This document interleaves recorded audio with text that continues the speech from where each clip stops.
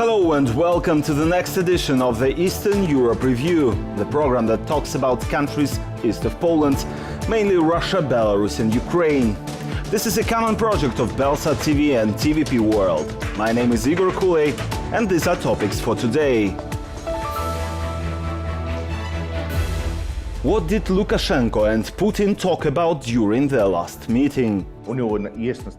He has a longing for the Soviet Union and for those supposedly great achievements that happened in the Soviet era. A new offensive against Ukraine from Belarusian territory. What can it look like? A group can be formed in Belarus of 100,000 troops or more, which will potentially be used not in one direction, but in all of them. Vladimir Putin is boasting about the incredible patriotism of the Russians, but is it really so? This is a cynical lie aimed at brainwashing Russians. The problem is that this lie is obvious to the Russians themselves. The Commandant's Office of the Ministry of Defense of Belarus has switched to martial law. This is allegedly done for verification purposes. Lukashenko made such a decision after returning from Russia, where he stayed for several days.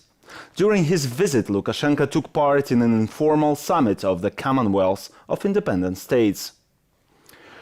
He also went to Zvyozny Gorodok, the Russian space center near Moscow, where the first cosmonaut in the history of independent Belarus is preparing for a space flight. I'm from St. Petersburg. This is how Lukashenko answered the question of a Russian journalist who asked whether he felt cold in St. Petersburg. This is not the first time Lukashenko has made such a false statement. Once he also talked nonsense about the Belarusian first book printer Francis Skarina. But this is not true, because Skarina died in 1551. At that time, St. Petersburg did not exist. It was built in 1703. We lived in that country.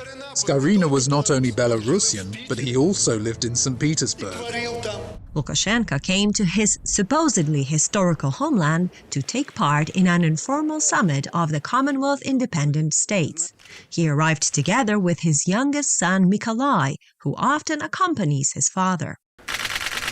This is them together in Zvyozny Gorodok near Moscow. This is where cosmonauts are trained, including Belarusian female applicants for space travel.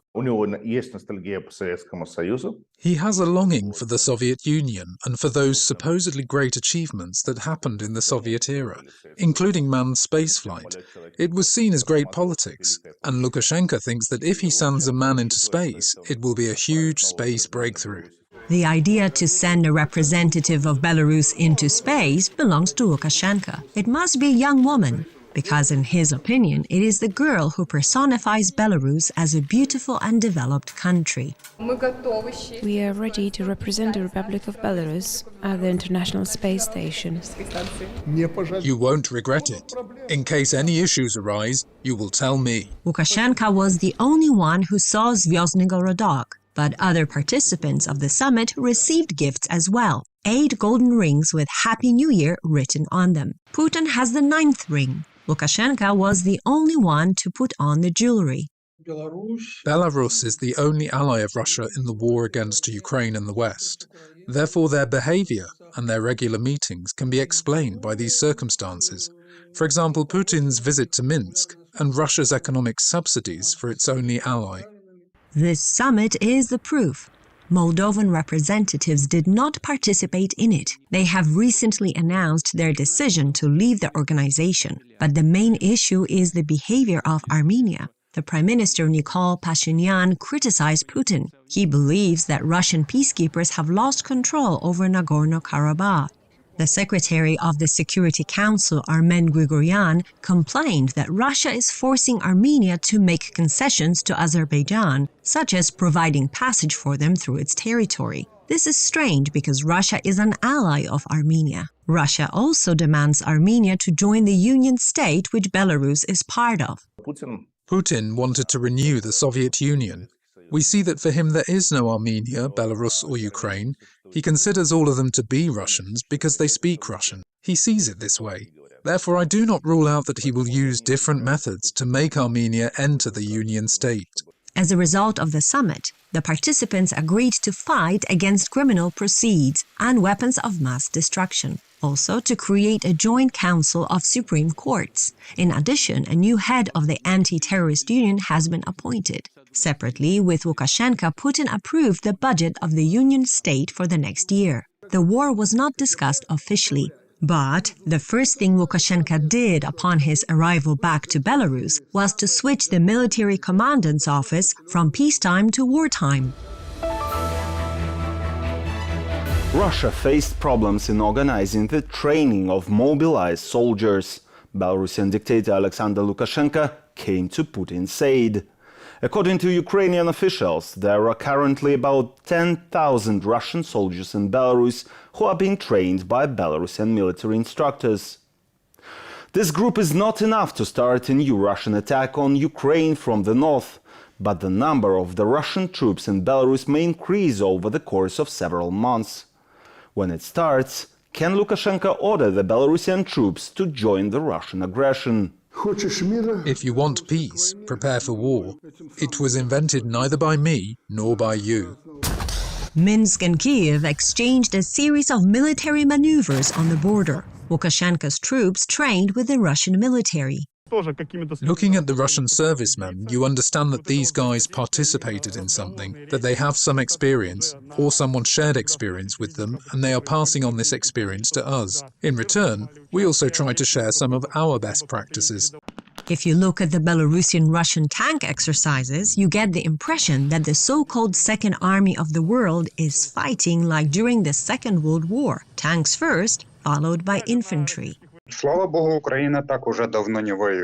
God, Ukraine doesn't fight in this way anymore. A classic attack of tanks, and then, after 100 meters, infantry.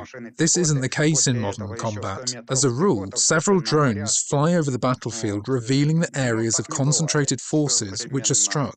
In the Belarusian capital, the so-called military commandant began checking the readiness for the transition to wartime, and then suddenly decided to check combat capability. Before that, at a meeting with the security forces, Lukashenko reported that he had conducted an unscheduled rapid reaction forces training. We know who pushes the neighbors in the back or another part of their body in order to create tension on our borders. That's why I decided to conduct an inspection of the emergency response forces. General Zaluzhny, commander-in-chief of the Ukrainian armed forces, in his interview with The Economist said that the probability that Russia will repeat the invasion on Ukraine from the territory of Belarus remains high. If this doesn't happen in winter, then the attack should be expected in March. Any takeoff of Russian MiG-31s from the Belarusian airfields where they are based leads to an air alarm throughout the whole territory of Ukraine. In this example, the territory of Belarus and the regime which is in power there remain an integral part of Russia's aggression against Ukraine. An attack by Russia from the territory of Belarus can take place in 3 directions. The Russians may try to attack Kiev again using the route through the Chernobyl zone. They can carry out local operations to seize the Rivne nuclear power plant, as they did with the Zaporizhia nuclear power plant, or go in the direction of Volyn, trying to cut off supplies of Western equipment. A group can be formed in Belarus of 100,000 troops or more, which will potentially be used not in one direction, but in all of them. And if Russia decides to create a group for another attack, it is highly probable that the armed forces of Belarus will join this group. Most territory along the border between Belarus and Ukraine isn't suitable or is not sufficiently suitable for a massive offensive with the use of armored vehicles. In addition, the Ukrainian side is prepared for defense and won't allow the situation from February the 24th to be repeated. Moreover, if the offensive is carried out from Belarus, the Ukrainians will not only destroy the enemy on their own territory, but also reach military infrastructure with artillery and drones on the territory of Belarus. The former head of military intelligence of Finland, General Pekka Tover, claims that it is impractical for Russia to repeat the invasion from Belarus, but instead relaunch an attack on the Zaporizhia region. In the direction of Zaporizhzhia, the armed forces of Ukraine are currently conducting an operation similar to the one which was conducted in the Kherson region. Therefore, it is unlikely that the Russians will outdo themselves in order to launch an unexpected blitzkrieg, and will concentrate the necessary number of troops without being confronted by Ukraine. The German Ministry of Defense envisages possible scenarios of further military action. According to them, in the spring, Russia will try to seize the Donbass, and for this reason it will require troops that are now withdrawing to Belarus. Against the background of mass repressions in Russia, military censorship and new repressive laws, Vladimir Putin said at the end of December that 99.9% of Russian citizens are ready to sacrifice everything in the interest of their homeland. Is the Russian president right, or is he detached from reality? Vladimir Putin did not hold a big press conference on the results of 2022. The president of Russia prefers to talk to Russians without the risk of getting feedback. So on December the 25th, Vladimir Putin announced in the program Moscow, Kremlin, Putin that 99.9% of Russian citizens are ready to sacrifice everything for the sake of their country. There is nothing surprising in terms of the fact that someone did not behave like a true patriot, no.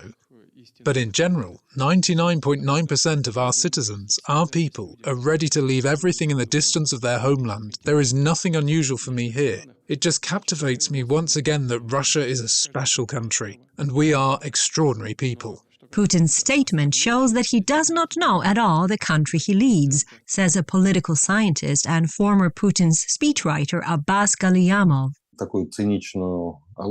This is a cynical lie aimed at brainwashing Russians. The problem is that this lie is obvious to the Russians themselves, because it is about themselves. Here I am sitting like an average Russian, and I understand that I am not ready to sacrifice everything for the state, and my neighbour is not ready to sacrifice everything, and my son-in-law is not ready as well. So I listen, and I realise that Putin is lying. Propaganda which tells lies that are obvious. It is bad propaganda. Polls conducted among Russian residents confirm that from 2023, people expect that there will be no war. What do you expect from the new year? That there will be no war. Everyone probably knows what the most important thing of this year was. We are terrified of the past year. What are your hopes for next year? That this will all work out. That everyone will be happy and healthy. The war has provoked 2 large waves of emigration from Russia. The exact number of those who left and did not return has not been disclosed by the authorities. According to the minimum estimates of independent Russian media, more than 500,000 people have left their homeland. This is less than what the pro-Kremlin media estimates. So according to Forbes, about 700,000 people have left. But it would also be wrong to assert that the citizens of Russia who remain in the country agree with the Russian military aggression. Despite the real risk of criminal prosecution, there are still people in Russia who openly oppose the war. For example, an entrepreneur from the Leningrad region, Dmitry Skurikin, who writes the names of the bombed-out Ukrainian cities on the walls of his shop. He has been fined 3 times, and each time the authorities would drop a hint: "Stop! Otherwise you'll face a prison sentence." Putinism is scattered to intimidate people so that we sit quietly and do not stick out. But now there is a question about the viability of the regime and about the future of all these gangsters, Putin's friends, who have occupied all our command posts and rule the country according to their personal interests, spitting on the interest of the people, country and society. A criminal case has been opened against Dmitry. He faces up to 10 years in prison, but he is not going to stop or emigrate. On the other wall of his store, he began to write the names of Russian political prisoners who suffer because of the Putin regime. I demand freedom for them and write the names of people on the wall of my store in order to draw public attention to them. But the store is not enough to write the name of every person who has been detained for having an anti-war attitude, unfortunately. Along with a full-scale invasion of Ukraine, the Russian authorities launched a massive crackdown on an unprecedented scale. More than 21 detainees and at least 370 defendants in criminal cases accused of anti-war statements and speeches. More than 200,000 internet resources blocked and 11 sentences received for treason. And that's all for today. The Eastern Europe review will be back next Sunday. Please keep watching TVP World and stay with Ukraine.